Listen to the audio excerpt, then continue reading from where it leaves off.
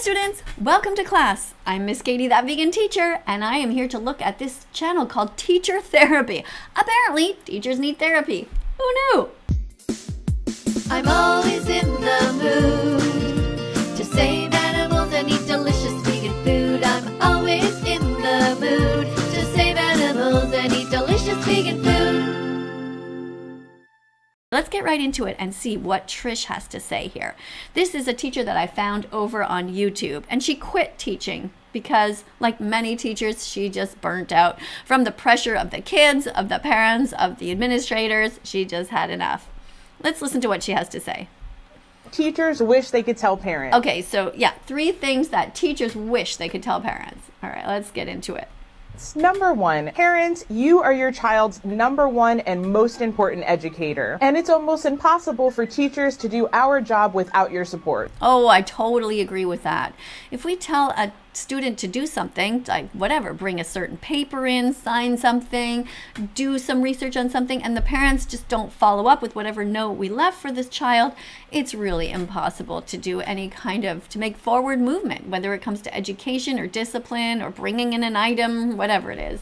Number 2, please don't be angry with teachers for telling you the truth about your child. You need to know the problems in order to help us find solutions. And I agree with that. It's hard to tell parents that their kids aren't perfect. It's hard to tell parents when their kids are lacking the attention span or not doing the work properly, or whether they've stolen an item from another kid's desk or whatever. We don't like to do that, but we hope that we will have your support in following up on these things. But if teachers like Trish don't get your support, it's really hard. Number 3, providing boundaries, consequences, and discipline is loving. And it really is okay to let your child experience failure. So if your child gets a 0 or loses recess or gets a consequence at school, please support teachers in helping your child. Yes, absolutely. You know what though? I wanted to show you something in the comment section that I noticed here. Somebody wrote, as a teacher, see if you can see this here. As a teacher, I could never support another teacher for taking recess away as a form of punishment. Thought that was really interesting. So right away you have teachers who are not supporting each other because some parents and teachers think that kids absolutely need exercise and they need to move. But if they've been bouncing around the class the whole time and then you see them out at recess just sitting there on the ground doing nothing, it's kind of hard to have sympathy for them. And then somebody else randomly wrote, "Damn, you're so beautiful," which kind of has nothing to do with it. I'm not saying she's not beautiful, but I'm just saying find that a really strange comment to make. Maybe stick to the subject, guys. She's talking about an important subject here. All right, let's go to the next video by Trish. Remember, if you want to, you can subscribe to this channel. It's called Teacher Therapy, and you can also find her on YouTube. Number 1, respect is gone. Okay, so As this a is teacher, 10. I noticed that Let's go this back. Number 1. Okay, this is 10 reasons teachers quit. So she quit, and I never went back to the classroom after teaching there for 9 years. After COVID, I ended up teaching online, and I've stayed online, and so has Trish. So yeah, let's see if I agree with what she says. And you guys too, let me know in the comments below, whether you're a student, whether you're a parent, or a teacher. Let me know how you feel about this situation. Do you have the same kind of problems? If you're a student, how do you feel in a class full of kids that are misbehaving? Are you frustrated, or you just think it's a big joke and you don't care? Some kids I know really want to learn, and they're really frustrated by the goofball clowns around them. Who are you? Let me know in the comments below. Respect is gone. These days, teachers are viewed with suspicion, and a lot of times we feel guilty until proven innocent. Viewed with suspicion, I would agree, but feel guilty? No, I think what you mean, Trish, is maybe that teachers are viewed as being guilty, but I don't think that teachers feel guilty. At least I never felt like I'd done anything wrong if I didn't do anything wrong. So, I don't know. Number 2, uncooperative parents. These days, for whatever reason, parents are very confrontational and they question teachers just as much as the students Yes, absolutely. do. Number 3, there is a climate of fear. Parents are afraid of upsetting the kids. Teachers are afraid of upsetting the parents. Principals are afraid of getting in trouble with the superintendent. The only ones not afraid are the students. They don't seem to care about anything because they know that basically no consequences to their actions. Unless they have a parent at home who will discipline them and who will be really upset when the teacher calls and says, hey, Johnny didn't behave that well today. Other than that, kids don't really seem to care. They're not afraid of the principal. They're not afraid of the teacher. And they seem to be the only ones in the entire equation who don't seem to care.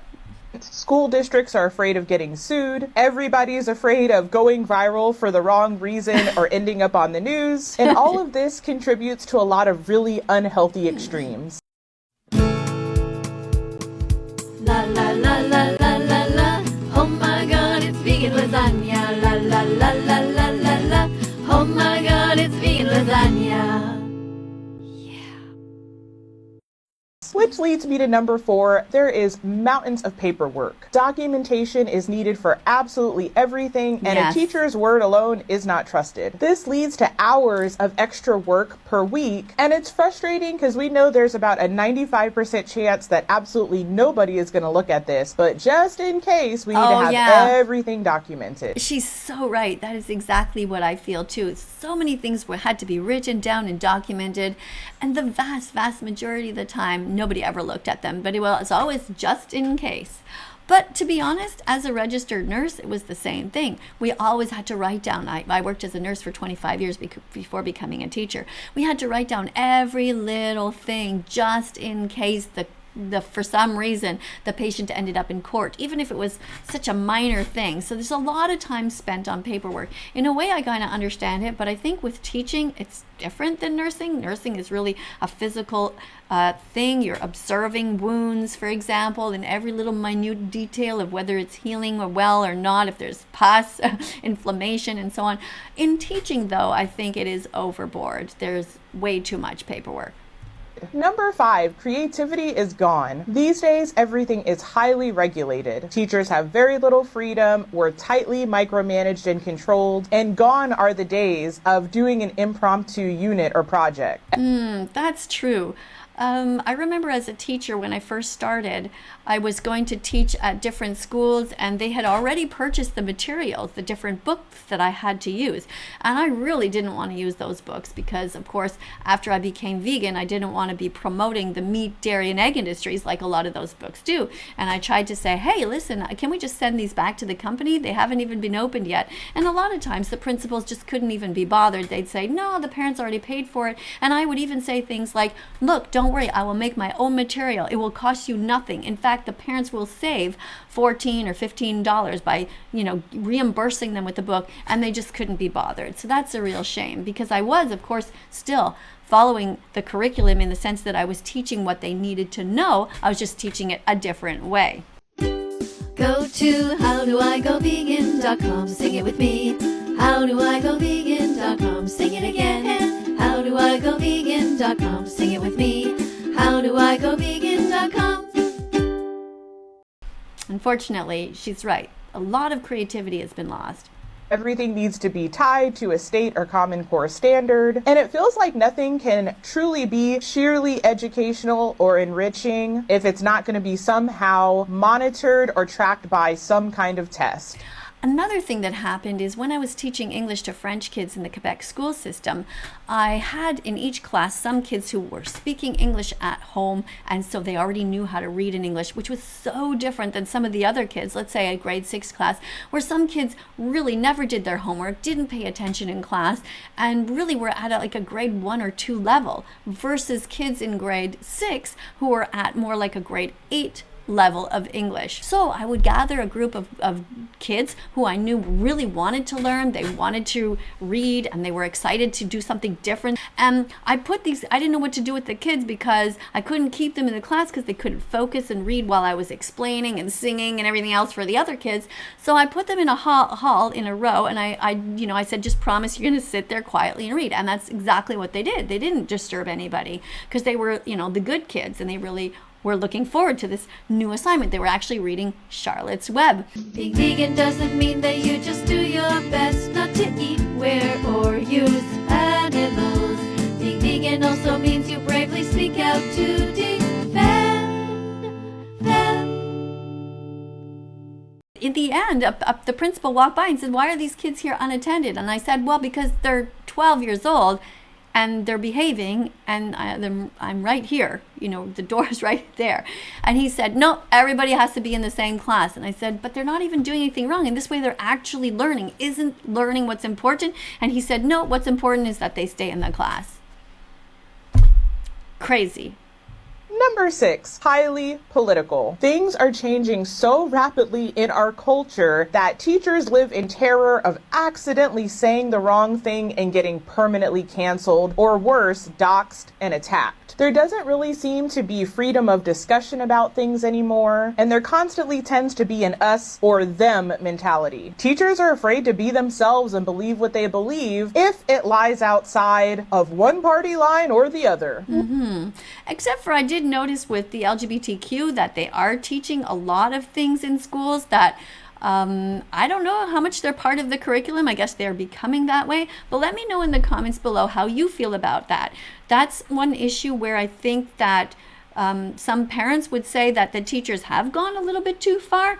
But I guess it depends what school system. I mean, some parents I know are uncomfortable with all of the flags everywhere. It's not just the flags, but just talking about sexuality and what it is and what it means, and talking a lot about themselves personally, sort of crossing a line there, I think a lot of parents feel. And I tend to sort of agree a little bit on that. However, it's strange because I was actually accused of pushing the LGBTQ issue myself at the time. So it's weird how, because it's a long story, but there was a group called Simple Plan who had a contest to see which school and which teacher could come up with something exciting to promote anti-homophobia week, I think it was. And they had a poster anyway, to make a long story short, I had all the kids draw the rainbow flag, and they wrote about how they should be kind to people. And then I had some principals in different schools said, look, don't talk about that stuff for grade 1 and 2. And I said, look, I'm not talking about details. I'm just saying be nice to everybody. And if somebody has 2 moms, we shouldn't be mean to them. If someone has 2 dads, don't be mean to them. I wasn't even talking about trans things, nothing at all. And I was told, no, just don't do that. We don't want to upset the parents. Well, fast forward to now, which isn't even that much later, maybe, let me see, probably like maybe 5 years later, or not even 3 years later. And now people are talking about trans things, that teachers are wearing dressing up like men are dressing up like women with these giant boobs and wigs and high heels and long fingernails and tons of makeup. I mean, it's so, I can't really understand. Maybe there's a difference between Canada and the US, but no, not even that, because this one teacher who dressed up like that for high school was told that she could stay and keep working, even though this person had boobs like ginormous. Anyway, look it up, Google it if you want to. It was in Oakville, Ontario. But yeah, what do you guys think? Let me know in the comments below. Do you think that teachers have too much freedom or not enough freedom? Number 7, learning isn't really valued. Now, don't get me wrong, there are many wonderful things about the internet and Wikipedia and having all of the knowledge of the galaxies at our fingertips. But because of this privilege, knowledge is seen as so common that it's often completely disregarded. I think subconsciously, sometimes students think, why should I learn anything? If I need to know it, I can simply look it up. And there are all kinds of problems with that mentality, but we'll save that for another video. I tend to agree with her. I think what happens is that people's brains just get lazy. There's nothing wrong with memorizing some things. I mean, back in the day when I was younger, you'd have to memorize a lot of things, and sometimes you thought to yourself, I'm never going to use this again. But I think we've kind of gone to the other extreme at this point. There's nothing wrong with memorizing certain grammar rules, for example, and how to spell words. I mean, I know there's spell check, but what if you want to leave somebody a note? I don't know.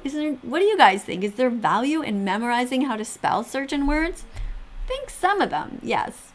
Number 8, students are out of control. As many of I have to stop right there and say absolutely 100% I agree with that.